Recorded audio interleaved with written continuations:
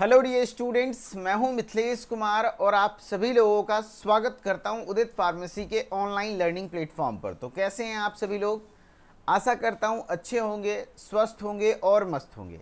आज के इस क्लास में हम लोग ह्यूमन एनाटॉमी एंड फिजियोलॉजी का चैप्टर नंबर 9 है डाइजेस्टिव सिस्टम। क्या है? डाइजेस्टिव सिस्टम यानी पाचन तंत्र, जिसका कि सेकेंड लेक्चर कंटिन्यू करने वाले हैं, जिसमें कि सबसे पहला सिलेबस की ओर अगर नज़र डालें तो आपको पहला नंबर टॉपिक है anatomy and physiology of GIT. Anatomy and physiology of GIT को आधा पार्ट मैंने पिछले लेक्चर में पढ़ा दिया था। आज पार्ट 2 है, तो ये वाला टॉपिक कंप्लीट हो जाएगा, ये वाला टॉपिक आपका कंप्लीट हो जाएगा एंड फिर हम लोग स्टार्ट करेंगे आगे के लेक्चर्स को। तो पहले थोड़ा सा हम लोग पिछले लेक्चर को रिवीजन कर लेते हैं, क्या कुछ पढ़े हैं, क्या कुछ कैसे देखे थे। तो हम लोगों ने सबसे पहले एनाटॉमी एंड फिजियोलॉजी, सबसे पहले तो एलिमेंट्री कैनाल के बारे में जानकारी लिया था, कैसे क्या कुछ होता है ना। फिर उसमें हम लोगों ने एनाटॉमी स्टार्ट किया था माउथ का, है ना। माउथ का एनाटॉमी एंड फिजियोलॉजी पढ़ लिए थे, उसके रिलेशंस पढ़े थे। फिर फेरिंग्स के बारे में पढ़ लिए थे, ईसोफेगस के बारे में पढ़ लिए थे एंड स्टोमक के बारे में पढ़ लिए थे। ठीक है, बस इतना पढ़े थे एंड हमारा क्लास का टाइम हो गया था, तो क्लास कंप्लीट हो गया था। ठीक है, आज हम लोग पढ़ेंगे, है ना, आज हम लोग पढ़ेंगे आगे के कंटेंट, जो कि आपके एंजाइम्स, एमाइलेज वगैरह हैं, फेरिंग्स के बारे में। ये सब तो पढ़ चुके हैं।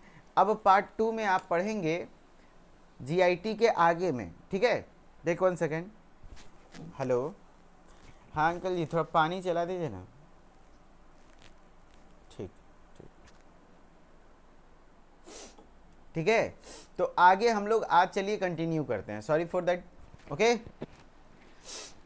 अगर हम लोग बात कर रहे थे, अभी तक हम लोग स्टमक के बारे में पढ़ चुके हैं, माउथ पढ़ चुके हैं, फेरिंग्स पढ़ चुके हैं, ईसोफेगस पढ़ चुके हैं, स्टमक पढ़ चुके हैं। आपसे 4 सवाल पूछूंगा, आप जवाब दीजिएगा। आप हमें बताइए डाइजेशन कहाँ से स्टार्ट होता है? From where digestion starts? बताइए डाइजेशन कहाँ से शुरू होता है? तो एक्चुअली माउथ से, बहुत बार पूछा हुआ है। डाइजेशन कहाँ से स्टार्ट होता है? तो माउथ से ही आपका पाचन शुरू हो जाता है। ठीक है, एंड माउथ में कौन सा एंजाइम पाया जाता है? माउथ में कौन सा एंजाइम? तो सेलिवरी ग्लैंड क्या प्रोड्यूस करता है? सलाइवा। एंड ये सलाइवा में क्या पाया जाता है? Salivary amylase. क्या पाया जाता है? Salivary amylase. क्या पाया जाता है? Salivary amylase. ठीक है, एंड ये सेलिवरी अमाइलेज स्टार्च को माल्टोज में कन्वर्ट करता है। ठीक है, फिर दूसरा क्वेश्चन है आप सभी लोगों से, बताओ फेरिंग्स को क्या कहा जाता है ना। तो फेरिंग्स को common passage for food and air, यानी यहाँ पर फूड भी आता है और एयर भी आता है, दोनों के लिए कॉमन पैसेज है। ईसोफेगस का और एक नाम क्या है? ईसोफेगस का और एक नाम क्या है? इसी को हम लोग फूड पाइप के नाम से भी जानते हैं, फूड पाइप के नाम से जानते हैं। एंड स्टोमक में फूड कितने देर स्टोर होता है? बताओ, स्टोमक में फूड कितने देर रहता है तकरीबन? तो 3 to 4 आवर्स, 3 से 4 घंटे के लिए खाना यहाँ स्टोमक में रहता है। एंड स्टोमक में ध्यान रखिएगा, प्रोटीन का डाइजेशन कहाँ से स्टार्ट होता है? प्रोटीन का डाइजेशन कहाँ से शुरू होता है? तो प्रोटीन का डाइजेशन, वहाँ तो कार्बोहाइड्रेट का डाइजेशन हो रहा था ना, प्रोटीन का डाइजेशन अगर बोलेगा तो वो स्टोमक से स्टार्ट होता है। ठीक है, एंड आज हम लोग सबसे पहला टॉपिक पढ़ने वाले हैं स्मॉल इंटेस्टाइन। स्मॉल इंटेस्टाइन यानी छोटी आंत, उसके बाद लार्ज इंटेस्टाइन यानी बड़ी आंत, जो कि आपका जीआईटी खत्म होगा। ठीक है, इसमें स्मॉल इंटेस्टाइन बहुत इंपॉर्टेंट है, काफ़ी बार पूछा हुआ है। या तो स्मॉल इंटेस्टाइन पे अलग से शॉर्ट नोट्स आ जाएगा, या तो लार्ज इंटेस्टाइन पे अलग से शॉर्ट नोट्स आ जाएगा, तो आपको लिखना होगा। ठीक है, अगर छोटी आंत की बात करोगे तो ये जो अंदर अंदर दिख रहा है, ये सब छोटी आंत का पार्ट है। स्टोमक के बाद यहाँ से जो पोर्शन है वो सब छोटी आंत का पार्ट है। एंड स्मॉल इंटेस्टाइन को टोटल 3 पार्ट्स में बांटा गया है। सबसे स्टार्टिंग का ये वाला पार्ट जो होता है, इसको हम लोग डुओडेनम कहते हैं। इसको हम लोग क्या कहते हैं? डुओडेनम कहते हैं। उसके नीचे जो ये वाला पार्ट होता है इस तरीके से, इसको जेजुनम कहते हैं। एंड हाईली कॉइल्ड पार्ट जो होता है वो इलियम कहलाता है। वो क्या कहलाता है? इलियम कहलाता है। ठीक है, वो क्या कहलाता है? इलियम कहलाता है। तो स्मॉल इंटेस्टाइन के 3 पार्ट होते हैं, क्या क्या? Duodenum, jejunum, ileum. क्या क्या है? डुओडेनम, है ना, जेजुनम एंड इलियम। एंड उसके बाद लार्ज इंटेस्टाइन की अगर बात करोगे तो लार्ज इंटेस्टाइन को 4 पार्टों में बांटा गया है। कौन कौन सा?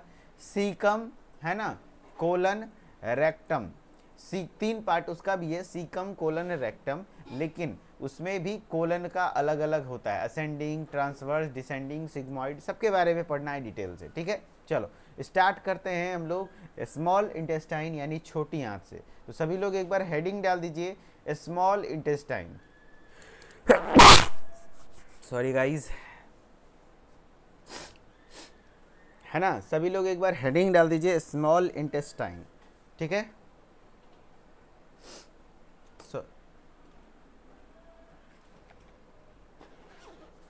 एक 1 सेकेंड, मेरे चश्मा में थोड़ा सा ब्लरनेस आ रहा है, चश्मा क्लीन कर लेता हूँ। आप लोगों में बताइए स्मॉल इंटेस्टाइन, अच्छा पूरे एलिमेंट्री कैनाल का सबसे लंबा पार्ट कौन सा है? वो कहावत सुने हैं, देखन में छोटन लागे घाव करे गंभीर, है ना, समझ रहे बात को। नाम है स्मॉल इंटेस्टाइन, यानी इसको आप कह सकते हो हिंदी में छोटी आंत, छोटी आंत, छोटी आंत, लेकिन ये longest part of small intestine कहलाता है। सबसे लंबी पार्ट, तकरीबन 6 फीट लंबाई होती है इसकी, है ना, सबसे लंबी पार्ट होती है। इसके बारे में, छोटी आंत के बारे में मैं 2-3 लाइन लिखना चाहूँगा, जैसे कि सीधे सीधे सवाल बनते हैं जो कि आप लिखिए, है ना, ऑब्जेक्टिव बनता है। पहला नंबर ऑब्जेक्टिव आपका स्मॉल इंटेस्टाइन का बनेगा कि जो लॉन्गेस्ट पार्ट है, सबसे लंबी पार्ट पूरे जीआईटी का, तो आपका क्या हो जाएगा, longest part of GIT, longest part of GIT, यानी कि गैस्ट्रोइंटेस्टाइनल ट्रैक्ट का लॉन्गेस्ट पार्ट है। दूसरा इसका एक और टर्म क्या हो जाएगा याद रखने के लिए, स्मॉल इंटेस्टाइन के बारे में एक और टर्म आप ये याद रख लो कि जो स्मॉल इंटेस्टाइन लॉन्गेस्ट पार्ट है जीआईटी का, गैस्ट्रोइंटेस्टाइनल ट्रैक्ट का, बिल्कुल। फिर मैक्सिमम डाइजेशन एंड एब्जॉर्प्शन, सबसे ज़्यादा, है ना, सबसे मैक्सिमम डाइजेशन पूछेगा, डाइजेशन सबसे ज़्यादा कहाँ होता है, तो यहीं पर। एंड एब्जॉर्प्शन यानी अवशोषण, एब्जॉर्प्शन का प्रक्रिया, सबसे ज़्यादा पाचन और, है ना, अवशोषण स्मॉल इंटेस्टाइन में ही होता है। Maximum digestion and absorption takes place here, okay. चलिए, एंड आपके स्मॉल इंटेस्टाइन की लंबाई तकरीबन कितनी होती है, तो 6 फीट, 6 फीट के लमसम इसकी लेंथ होती है, ठीक है।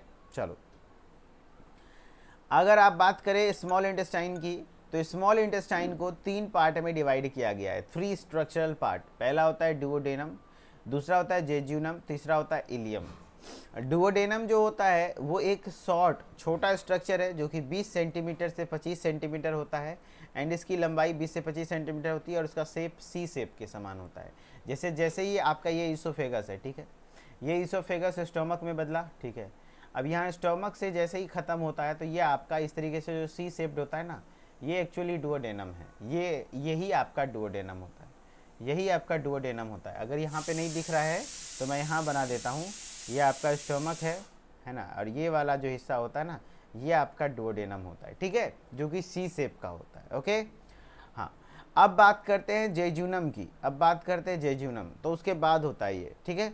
कह रहा है क्या, the jejunum is the mid section of small intestine, बीच वाला पार्ट है jejunum, and connecting duodenum to the ileum, duodenum और इलियम को कनेक्ट करेगा, एंड इसकी लंबाई थोड़ा ज़्यादा होती है 2.5 मीटर, एंड उससे भी ज़्यादा लंबाई इलियम का होता है।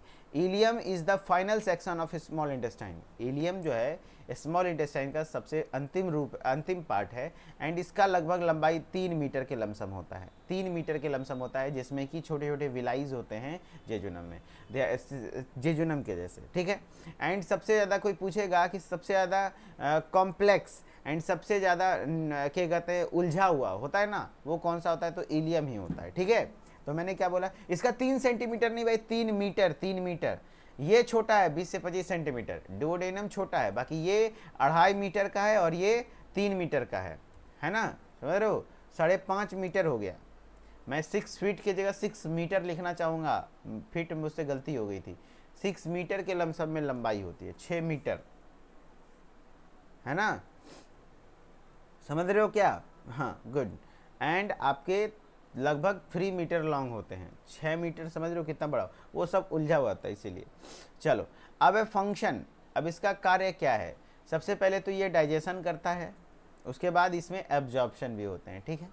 देखो डाइजेशन की बात करोगे, small intestine is where most chemical digestion takes place. देखो लिखा ना मोस्ट, यानी सबसे ज़्यादा केमिकल डाइजेशन कहाँ होता है, बताइए सबसे ज़्यादा। हाँ 20 फीट, फीट में बोलेगा तो तकरीबन 20 फीट होता है, 1 मीटर में लगभग 3 फीट के लमसम होता है, 18 से 20 फीट कह सकते हो, गुड है ना। बताओ स्मॉल इंटेस्टाइन में सबसे ज़्यादा टकेगा डाइजेशन मतलब सबसे ज़्यादा डाइजेशन कहाँ होता है, तो स्मॉल इंटेस्टाइन में, केमिकली मतलब एंजाइम्स के मदद से, ठीक है।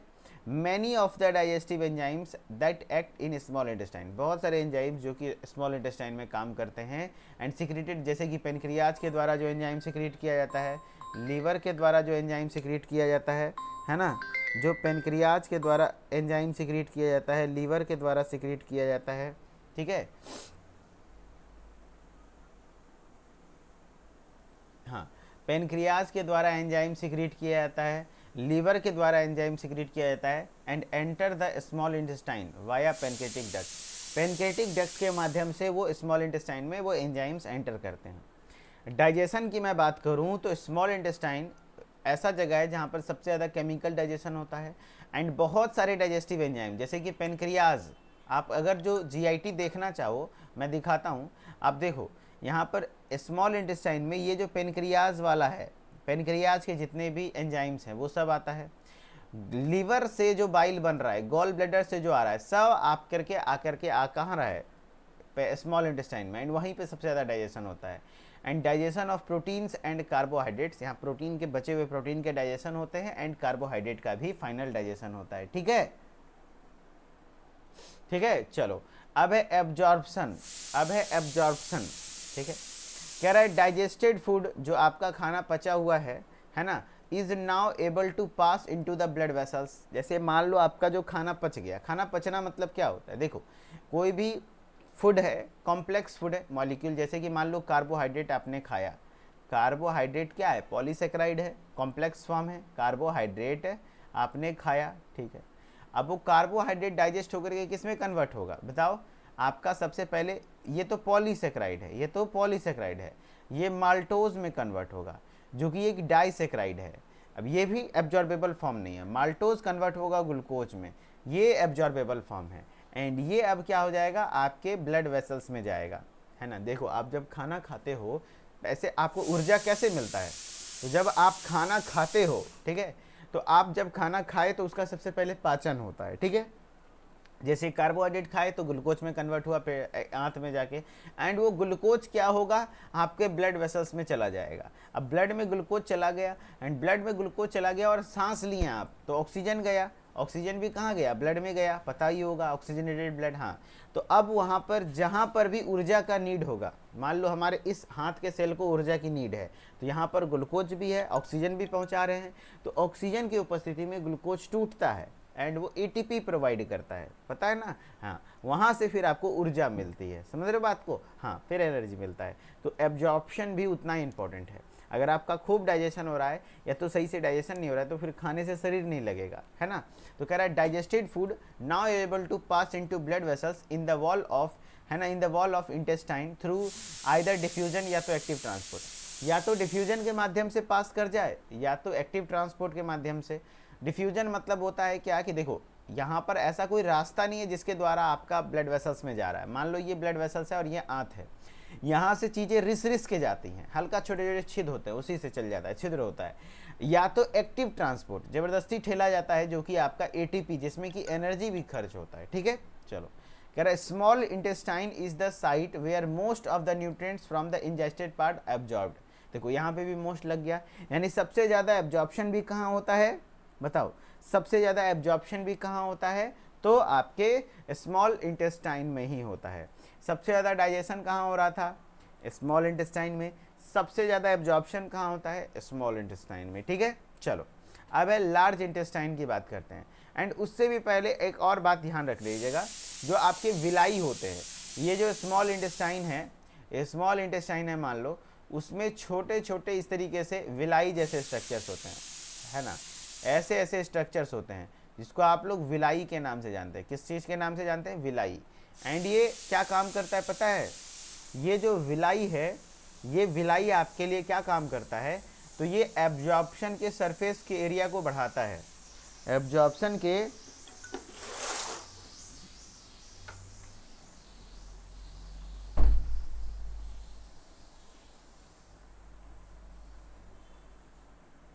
बस चलिए, ये क्या करता है? एब्जॉर्प्शन के सरफेस एरिया को बढ़ाता है। एब्जॉर्प्शन के सरफेस एरिया को इंक्रीज करने का काम करता है। ठीक है, एब्जॉर्प्शन के सरफेस एरिया को बढ़ाता है।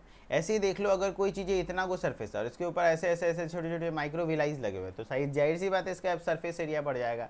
हाँ ठीक है, चलो अब है लार्ज इंटेस्टाइन, बड़ी आंत। नाम बड़ा है लेकिन होता छोटा है। ठीक है, कह रहा है देखो, लार्ज इंटेस्टाइन में ना ही डाइजेशन होता है, ध्यान रखना, ना ही डाइजेशन होता है, ना ही एब्जॉर्प्शन होता है। हाँ, यहाँ पर बस वाटर का एब्जॉर्प्शन होता है। यहाँ पे न्यूट्रिएंट्स में बस वाटर, किस चीज़ का एब्जॉर्प्शन होता है? वाटर का एब्जॉर्प्शन होता है। कोई पूछेगा अल्कोहल का एब्जॉर्प्शन कहाँ होता है? तो स्टोमक में। इसीलिए आप जैसे ही शराब पीते हो जल्दी नशा चढ़ता है, पेट में तुरंत जाता है। उसके बाद आपका पूछेगा कि मोस्ट ऑफ द न्यूट्रिएंट्स सबसे ज़्यादा डाइजेस्ट एब्जॉर्ब कहाँ होते हैं? तो आपका हो जाएगा स्मॉल इंटेस्टाइन। डाइजेस्ट कहाँ होते हैं? Small intestine. एंड पूछना वाटर का एब्जॉर्प्शन कहाँ होता है? तो लार्ज इंटेस्टाइन। यानी कि जो डाइजेस्टेड पार्ट है आपका खाने का, ठीक है, उसको अब धीरे धीरे सॉलिड बनाना है, यानी ठोस। जैसे कि आपका मल जो निकलता है थोड़ा ठोस टाइप का निकलता है, तो उससे वाटर एब्जॉर्ब किया जाता है। तो वाटर का एब्जॉर्प्शन लार्ज इंटेस्टाइन में होता है। ठीक है, एंड धीरे धीरे वो मल का निर्माण होता है। Large intestine also known as large bowel और कोलन, उसी को हम लोग बवल या कोलन कहते हैं। And last part of GIT, GIT का लास्ट पार्ट है large intestine. And the digestive system in vertebrates, वही डाइजेस्टिव सिस्टम का लास्ट पार्ट है। कह रहा है वाटर इज एब्जॉर्ब्ड ईयर, यहाँ पर वाटर का एब्जॉर्प्शन होता है। And remaining waste material is stored as faeces, and जो भी आपके वेस्ट मटेरियल हैं जो मतलब इनडाइजेस्टेड पार्ट है या तो डाइजेस्ट होने के बाद जो बचा है ना, वो फिशिस के रूप में, मल के रूप में रेक्टम में क्या होता है? स्टोर होता है ना, वही बोल रहा है स्टोर होता है। And before being removed by defecation, and defecation मतलब क्या होता है? बाथरूम करने की, मतलब सिंपल सी भाषा में कहे तो लेटरिन करने की प्रक्रिया को डिफिकेशन कहते हैं, है ना, डिफिकेशन कहते हैं, है ना। चलो, तो आपका ये डिफिकेशन जो होता है, ये डिफिकेशन करने के दौरान ये फीसिस को फिर बाहर कर देते हैं आप। ठीक है, स्ट्रक्चर की बात करें तो the length of the male colon, है ना, सीकम, कोलन एंड रेक्टम में बचा होता है, जो कि कोलन का पार्ट सिर्फ होता है लगभग 166, जबकि फीमेल में 155 सेंटीमीटर होता है। And colon consist of 5 section, colon में तकरीबन 5 सेक्शन होते हैं, है ना। तो उससे पहले मैं आपको बता दूं कि जो आपका लार्ज इंटेस्टाइन है वो ये देखो साइड साइड से है। एंड लार्ज इंटेस्टाइन स्टार्ट कहाँ से होते हैं? सीकम से स्टार्ट होता है, ये देखो सीकम से स्टार्ट हो रहा है। ठीक है, ये सीकम वाला पार्ट है, यहाँ से ये जो ऐसे ऐसे चढ़ रहा है ये सब कोलन है। तो सीकम, एंड सीकम से ही लगा होता है वर्मी फॉर्म अपेंडिक्स, जो कि वेस्टिजियल ऑर्गन है, जिसका कि कोई भी हमारे बॉडी में रोल नहीं है। यही जब बड़ा हो जाता है, थोड़ा पक जाता है ना, किसी किसी में तो पेट में बहुत ज़्यादा दर्द करता है, तो डॉक्टर ऑपरेशन करके इसको निकाल देता है। ठीक है, तो अपेंडिक्स है। उसके बाद ये असेंडिंग कोलोन है। क्या है? असेंडिंग कोलोन है। ठीक, क्या है? Ascending colon. फिर आपका ये इस तरीके से है तो ट्रांसवर्स कोलोन। एंड फिर ये नीचे की ओर आ रहा है तो डिसेंडिंग कोलोन। एंड उसके बाद इस तरीके से कर्व जैसा है तो सिग्मोइड कोलोन। एंड फिर ये आपका रेक्टम कहलाएगा, ये आपका क्या कहलाएगा? रेक्टम। एंड ये फिर आपका एनस कहलाएगा, जिससे आप मल बाहर करते हैं। ठीक है, एंड ये आपका बीच में हो गया स्मॉल इंटेस्टाइन। ठीक है, चलो, कह रहा है sections of the colon, colon के sections. Ascending colon includes caecum and appendix, यानी असेंडिंग कोलोन में ही आपके ये जो असेंडिंग कोलोन है नीचे से ऊपर चढ़ रहा है, इसी में आपका सीकम भी आ जाता है एंड अपेंडिक्स भी आ जाता है। ठीक है, ध्यान रखना। हाँ, फिर उसके बाद है आपका असेंडिंग कोलोन हो गया तो ये ट्रांसवर्स वाला colon, the transverse colon. And फिर उसके बाद नीचे आ गया डिसेंडिंग कोलोन, है ना, द डिसेंडिंग कोलोन, है ना। उसके बाद आ गया सिग्मोइड, ये आपका सिग्मोइड शेप्ड कोलोन है ना, एस आकार का है, तो ये एस शेप्ड होता है लार्ज इंटेस्टाइन में। उसके बाद रेक्टम है, उसके बाद एनस है। ठीक है, तो कह रहा था सीकम, जो सीकम वाला पार्ट है, ये सीकम वाला पार्ट है, उसके बारे में पढ़ो। Caecum is the first section of colon, जो कोलोन या तो लार्ज इंटेस्टाइन का सबसे पहला पार्ट है जो इन्वॉल्व होता है डाइजेशन में, यहाँ पे थोड़ा बहुत डाइजेशन भी होता है, एंड यहाँ पे कुछ माइक्रोब्स, सूक्ष्म जीव भी पाए जाते हैं जो हेल्पफुल बैक्टीरियाज वगैरह हैं वो पाए जाते हैं। While the appendix is a structure of the colon not involve in digestion, ध्यान रखना सीकम से ही जुड़ा होता है एक छोटा सा स्ट्रक्चर जिसको आप अपेंडिक्स कहते हो, एंड ये अपेंडिक्स आपके डाइजेशन में किसी प्रकार का कोई रोल प्ले नहीं करता है, ध्यान रखिएगा। ये स्ट्रक्चर है कोलोन का जो कि डाइजेशन में इन्वॉल्व नहीं होता है ना। मतलब कहने का मतलब क्या है कि appendix is a structure of the colon not involve in the digestion, यानी सीकम वाला पार्ट होता है लेकिन अपेंडिक्स का कोई रोल नहीं है, ठीक है। कह रहा है देखो the function of the appendix is uncertain, appendix का फंक्शन जो होता है अनसर्टेन है, अभी तक कुछ भी ऐसा कुछ लॉजिकल फंक्शन नहीं है।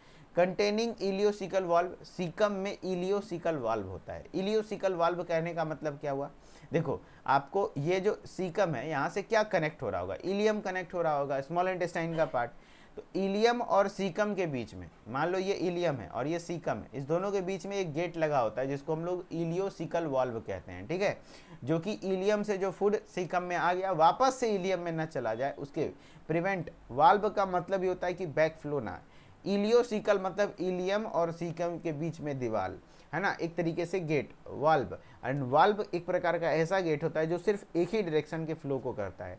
एक बार अगर इलियम से फूड सीकम में आ गया है ना तो वापस से सीकम से नहीं जा पाएगा। जैसे आप साइकिल में जब हवा भरते हैं तो जो वॉलपिन में हवा भरते हैं तो उसमें कोई ढक्कन थोड़ी होता है जिससे कि हवा रोका जाए, वो ढक्कन तो सेफ्टी के लिए लगाते हैं ताकि छेद ना बंद हो जाए। आप जब हवा भरते हो तो हवा सिर्फ अंदर की ओर जाता है, बाहर तो नहीं निकलता, बहुत धीरे धीरे निकलता है, 10 दिन में 20 दिन में या 1 महीने में निकलता है ना, धीरे धीरे। तो वो हवा क्या हो रहा है, सिर्फ एक डायरेक्शन में अंदर जा रहा है, बाहर तो नहीं निकल रहा। जस्ट लाइक दैट, वैसे उसी को वाल्व को ही वॉलपिन, वहाँ पे वॉलपिन बोल दिए, वही एक वाल्व है, वैसे यहाँ पे भी होता है इलियोसिकल वाल्व है। इलियम और सीकम के बीच एक ऐसी दीवार जो सिर्फ एक डायरेक्शन के फ्लो को अलाउ करता है, एक बार जब अंदर आ गया तो वापस से बाहर नहीं जाएगा, ठीक है।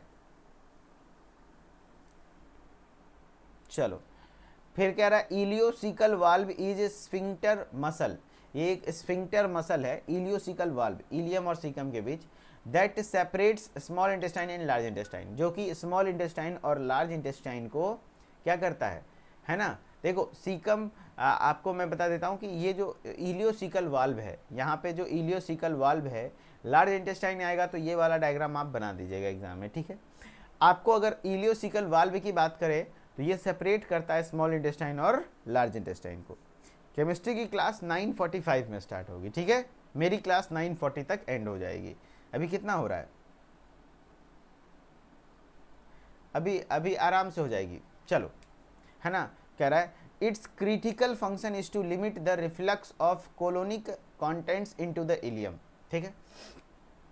इसका मतलब मेन फंक्शन यही है कि भैया रिफ्लक्स ना हो जाए, है ना, रिफ्लक्स ना हो जाए वापस से जो इलियम में ना चला जाए सीकम का कंटेंट, ठीक है। अब है असेंडिंग कोलोन, अब है असेंडिंग कोलोन। असेंडिंग कोलोन क्या होता है बताओ, असेंडिंग कोलोन जो अब नीचे से चढ़ रहा है, ठीक है, असेंडिंग कोलोन ये वाला पार्ट, ठीक है। कह रहा है देखो it is connected to the small intestine by a section of the bowel called caecum, यानी कि जो असेंडिंग कोलोन है वो स्मॉल इंटेस्टाइन से कनेक्टेड होता है, किसके माध्यम से, सीकम के माध्यम से, ठीक है। असेंडिंग कोलोन रन्स अपवर्ड, हाँ जी, असेंडिंग कोलोन तो ऊपर की ओर जाता ही है, देखो नीचे से ऊपर की ओर जा रहा है, असेंडिंग मतलब नीचे से ऊपर होता ही है, तो ये ऊपर की ओर जाता है एब्डोमिनल कैविटी की ओर towards the transverse colon, and यहाँ ट्रांसवर्स कोलोन की ओर जाता है, ठीक है। अप्रॉक्सीमेटली 8 इंचेज 20 सेंटीमीटर के लमसम हाइट लंबाई होती है। And unwanted waste material moved upward, जो अनवांटेड वेस्ट मटेरियल हैं अब वो धीरे धीरे ऊपर जाएंगे।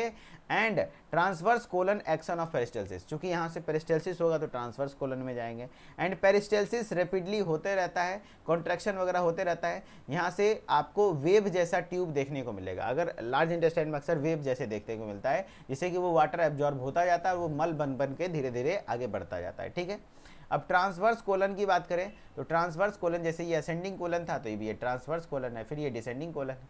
तो ट्रांसवर्स कोलन कोलन का ही पार्ट है जिसमें हिपैटिक फ्लेक्सर और स्प्लिनिक फ्लेक्सर होते हैं, ठीक है। हिपैटिक फ्लेक्सर और स्प्लिनिक फ्लेक्सर, यानी हिपैटिक पार्ट लीवर से भी थोड़ा बहुत टच में होता है एंड स्प्लीन से भी थोड़ा बहुत टच में होता है।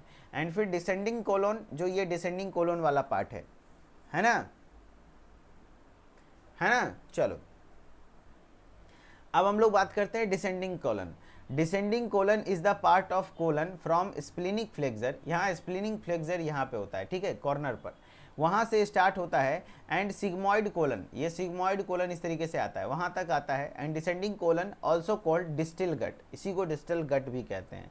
And one function of the descending colon is digestive system is to store faeces, faeces को स्टोर करना, and will be emptied into the rectum, and यहाँ से फिर क्या आ जाएगा, रेक्टम में आ जाएगा, ठीक है, एंड रेक्टम से एनस के द्वारा बाहर निकलेगा, तो अब वो सिग्मॉइड कोलन में आ जाएगा। सिग्मॉइड कोलन क्या होता है, लार्ज इंटेस्टाइन का लास्ट पार्ट है ना, सिग्मॉइड कोलन इज द, ये भी पार्ट है लार्ज इंटेस्टाइन का, आफ्टर डिसेंडिंग कोलन, है ना, before the rectum, rectum last part है। सिग्मॉइड कोलन जो है ना वो होता है, ठीक है, और इसका शेप सिग्मॉइड इसलिए किया गया है क्योंकि इसका शेप एस टाइप का होता है, थोड़ा सा कर्व होता है, and the wall of sigmoid colon muscular होता है, कॉन्ट्रैक्ट करता है, प्रेशर को इंक्रीज करता है ताकि स्टूल आगे रेक्टम में चला जाए, एंड रेक्टम को मलाशय कहते हैं जहाँ पे आपका मल स्टोर होता है। The rectum is the last section of large intestine, large intestine का, है ना, नहीं सिर्फ डायग्राम कैसे बनाइएगा, अगर लार्ज इंटेस्टाइन पे सिर्फ क्वेश्चन आ गया शॉर्ट नोट्स लिखने तब तो लिखना पड़ेगा ना सबके बारे में। लार्ज इंटेस्टाइन का सबसे लास्ट पार्ट है, एंड ये होल्ड करता है फिशीज को, ध्यान रखिएगा, अवेटिंग एलिमिनेशन वाया डिफिकेशन, जब तक आपको पैखाना लगेगा नहीं तब तक आपके मल को स्टोर करेगा, एंड फिर जब आपको पैखाना लगेगा, आप पैखाना करोगे तो वो आपका वहाँ से खाली हो जाएगा, बाहर हो जाएगा, ठीक है। चलो अब आप लोगों से कुछ क्वेश्चन है जो कि आप करके बताएंगे तो मजा आएगा, ठीक है। चलो पहला क्वेश्चन है,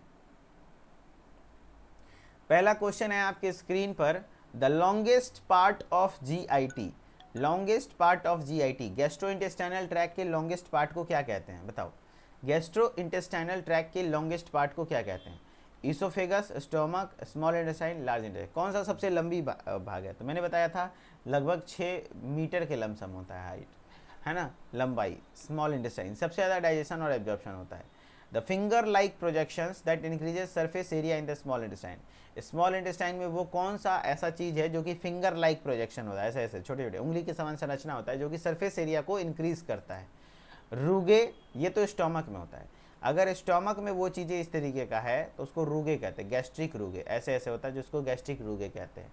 विलाई, तो विलाई आपका होता है कहाँ, स्मॉल इंटेस्टाइन में, ठीक है। चलो नेक्स्ट है, the function of small intestine is all of the following except, except मतलब ये कौन सा फंक्शन नहीं है स्मॉल इंटेस्टाइन का, डाइजेशन करना है, एब्जॉर्प्शन है, कुछ हार्मोन भी बनाता है, लेकिन वाटर का स्टोरेज स्मॉल इंटेस्टाइन में नहीं होता है। नहीं भैया डाइजेशन भी है, कौन सा नहीं है, एक्सेप्ट वर्ड का मतलब है नो, डाइजेशन भी होता है, एब्जॉर्प्शन भी होता है, और कुछ थोड़ा बहुत मात्रा में हार्मोन भी सीक्रेट होते हैं, लेकिन वाटर का स्टोरेज इसका रोल नहीं है। नेक्स्ट है, the colon is divided into how many major parts, colon कितने पार्ट में डिवाइडेड होता है, बताओ, कोलोन कितने पार्ट में डिवाइडेड होता है, सीकम, कोलन एंड रेक्टम, बताइए कोलोन कितने पार्ट में डिवाइडेड होता है।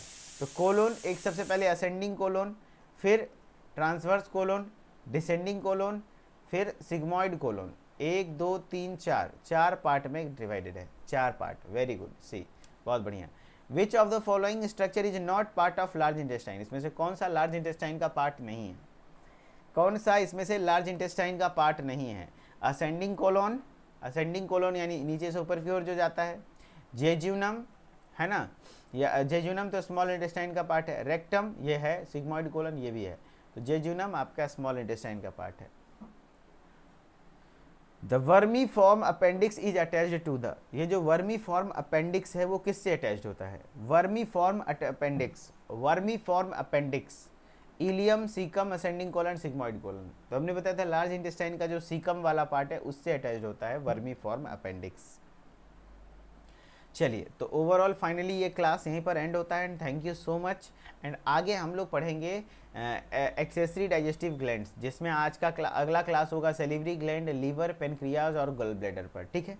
2 क्लास और लगेगा चैप्टर को फिनिश करने में, एंड आपका प्रॉपर अच्छे से फिनिश हो जाएगा। And thank you so much. And जो भी लोग इंस्टाग्राम पर आना चाहते हैं, मिथिलेश सर ऑफिशियल हमारा इंस्टाग्राम आईडी है, वहाँ पे भी हमारे साथ more than 10,000 pharmacy students connected हैं, जिससे मोटिवेटेड रहते हैं, अच्छे से पढ़ाई करते हैं, आप भी आ सकते हैं, अच्छे से पढ़ सकते हैं। And thank you so much again. And जो भी लोग क्रैश कोर्स में जुड़ना चाहते हैं, पहले से इस कोर्स में फुल कोर्स में में तो उनको क्रैश कोर्स लेने की जरूरत नहीं है। एंड क्रैश कोर्स में अगर आप परचेज करना चाहते हैं तो फटाफट से आप इस नंबर पर कॉल कर लीजिए 92 193 03100 एंड आप उदित फार्मेसी के ऐप को डाउनलोड कर लीजिए एंड इस नंबर पर कॉल करके पूछ लीजिए कैसे ज्वाइन करना है, फटाफट से ज्वाइन कर लीजिए। ओके, एंड क्रैश कोर्स आपके लिए मात्र 499 में अच्छे तरीके से दिया जा रहा है। Okay, thank you so much. And अभी आपकी केमिस्ट्री की क्लास होगी, आप लोग केमिस्ट्री की क्लास को अटेंड करिएगा, मैं पीडीएफ प्रोवाइड कर दूंगा। Okay, thank you.